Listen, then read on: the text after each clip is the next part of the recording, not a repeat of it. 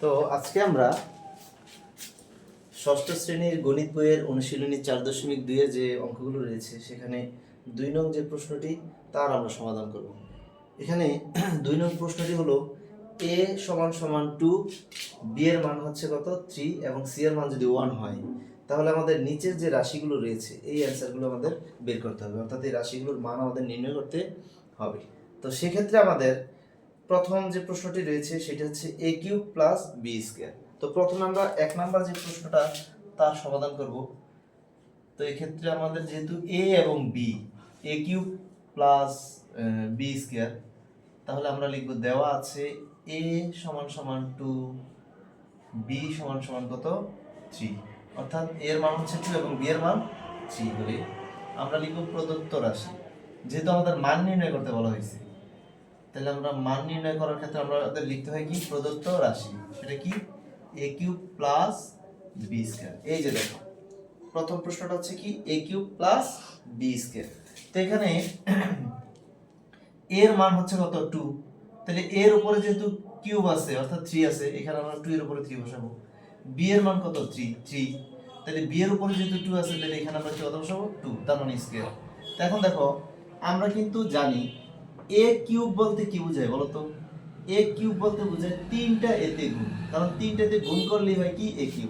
তাহলে আমরা যদি লিখি 2³ তাহলে এর জন্য 3টা দিয়ে গুণ সেই অনুযায়ী, তাহলে এখানে 3টা দিয়ে গুণ করলে কত হয় 2 দুগুণে 4, 4 দুগুণে 8, অর্থাৎ এর মান হচ্ছে কত 8।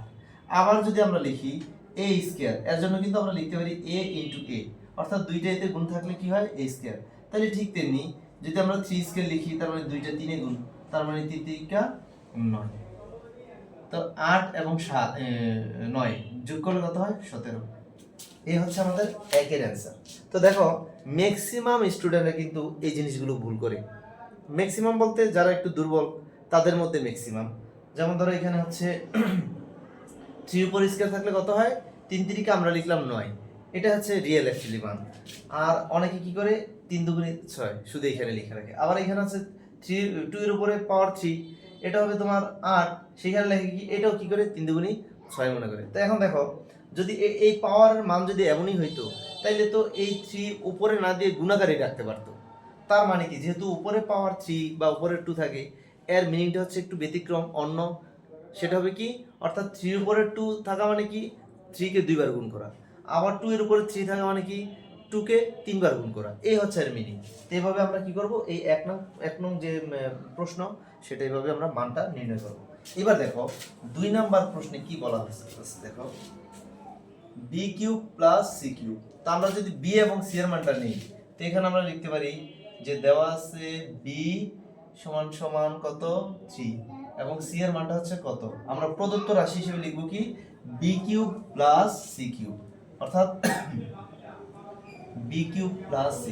এখন তোমরা তো জানো যে এখানে যেহেতু b এর মানটা হচ্ছে 3, তাহলে আমরা b না লিখে লিখব কি 3 উপরে পাওয়ার 3, c এর মান 1 উপরে লিখব। তাহলে এখন 3 এর উপরে যদি আমি কিউব দিই তার মানে কি, তার মানে 3টা 3 এ গুণ, তো 3টা 3 এ গুণ করলে কত হয় 3 3 9, 3 9 27। আবার 1 এর উপর কিউব দিলে কত হয় 1, তো 27 এবং 1 যোগ করলে কত হবে 28। এই হচ্ছে আমরা 2 নাম্বার যে প্রশ্নটা তার অ্যানসার। এটা 1 নাম্বার না, এটা হচ্ছে 2 নাম্বার প্রশ্নের উত্তর। এই যে মান 2 নম্বরে কি বলা আছে b³ + c³। তো আমরা যে b³ + c³ এর যে মানটা সেটা নির্ণয় করলাম কত 28। এবার আমরা করব 3 নাম্বার যে প্রশ্নটি রয়েছে তার আমরা অ্যানসারটা নির্ণয় করব। তো 3 নাম্বার প্রশ্ন দেখো কি আছে এখানে a² - b² + c²। তো এখানে আমাদের তিনটা মানই দরকার a b c, সেক্ষেত্রে আমরা এখানে এর মান হচ্ছে কত 2, আর আমরা প্রদত্ত রাশি লিখব কি বলতো a² - b² + c²।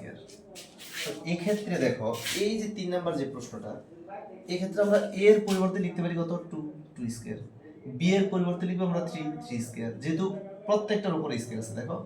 তো c এর মান 1² তো 2 এর উপর স্কয়ার করলে কত হয় 2 দুগুণে 4, 3 উপর স্কয়ার করলে কত হয় 3 3 9, কারণ দুইটা 3 এ গুণ, আর এখানে এককে 1, কারণ দুইটা একে গুণ করলে কত হবে 1।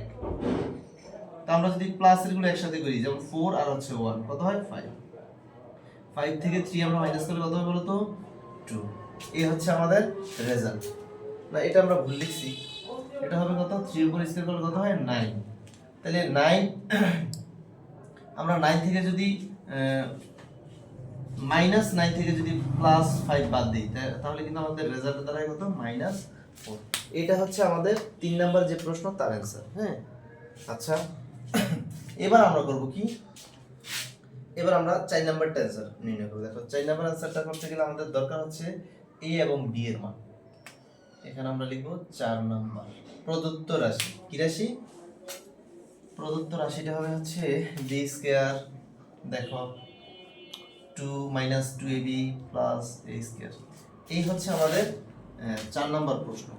তো এখানে আমরা শুধু মানগুলো বসিয়ে দেব। দেখো b এর পরিবর্তে বসাবো কত, 3 স্কয়ার, a এর পরিবর্তে 2 3, এর মান হচ্ছে 2 স্কয়ার। তাহলে 3 উপর স্কয়ার করলে কত হয় 9, 2 দুগুণী 4, 3 4 12, 2 দুগুণী কত 4। তো 4 আর হচ্ছে 9, এটা আমরা যদি যোগ করি তাহলে কত দাঁড়ায় 13। এখন অনেকে প্রশ্ন করতে পারো যে এখানে 4 এবং 9 কেন যোগ হইলো, 12 কেন যোগ করলাম না? কারণ হইলো এখানে দেখো 4 হচ্ছে প্লাসের, 9ও প্লাসের, তাহলে আমরা প্লাসের গুলো একসাথে করব। এগুলো কিন্তু আমাদের এখনই শেখার একটা সময়। যদি আমরা ক্লাস 7 এ উঠি, এর যে ব্যবহার প্রত্যেকটা বীজগণিতের যে অঙ্ক সেখানে এর ব্যবহার রয়েছে। তো আমরা যদি এগুলো যদি না করতে পারি তাহলে অনেক সমস্যা হয়, 7 এ সমস্যা হতে পারে। তো এই জন্য আমরা এই বিষয়গুলোকে একটু খুব ভালোভাবে মনোযোগ সহকারে শিখবো, যেন পরবর্তী ক্লাসে আমার যেন এই সমস্যাটা ফেস করতে না হয়। তাহলে আমরা প্লাসের 9 এবং প্লাসের 4 এই দুটো যোগ করে কত পাইছি 13, আর মাইনাসের 12। তো 13 থেকে 12 বাদ দিলে আমরা সবাই জানি কত হয় 1। এটাই হচ্ছে আমাদের 4 এর যে অ্যান্সার সেটা। এখন দেখো আমরা এবার 5 নাম্বারটা করব। দেখো কিভাবে আমরা করি। 5 নম্বরে দেওয়া আছে, এখানে কিন্তু আমার শুধু a এবং c এর মানটাই দরকার। তাহলে a এর মান হচ্ছে কত 2 এবং c এর মান হচ্ছে কত 1। আমরা লিখব প্রদত্ত রাশি, প্রদত্ত রাশি। তো প্রদত্ত রাশি কি, প্রথমে হচ্ছে a square - 2ac + c square. এই হলো আমাদের প্রদত্ত রাশি। তো এবার দেখো 5 নাম্বারটা আমরা যদি মানগুলো বসাই, এখন a এর পরিবর্তে 2, তাহলে স্কয়ার আছে স্কয়ার, এইখানে কিন্তু স্কয়ার নেই, তাহলে এখানে শুধু মানগুলো বসাবো। কিন্তু লিখবো কিভাবে, দেখো 2 এর সাথে ac কি আকার আছে, গুণাকারে, এই জিনিসটা আমাদের বুঝতে হবে। তাহলে a এর পরিবর্তে আমরা লিখবো কি 2, কিন্তু মাঝখানে আমরা ইনটু দিব, আবার 2 এর পরিবর্তে ইনটু, 2 এর পরে ইনটু, তারপর c এর মান কত 1, এবার c এর পরিবর্তে 1 স্কয়ার। তো এখন দেখো 2 স্কয়ার মানে কত, 2 দুগুণী 4, এটা হবে 2 দুগুণী 4 + 1। এখন 4 আর হচ্ছে কত 5, অর্থাৎ প্লাসের গুলো একসাথে করলাম, আর মাইনাসের 4, তাহলে 5 থেকে 4 বাদ দিলে কত হয় +1।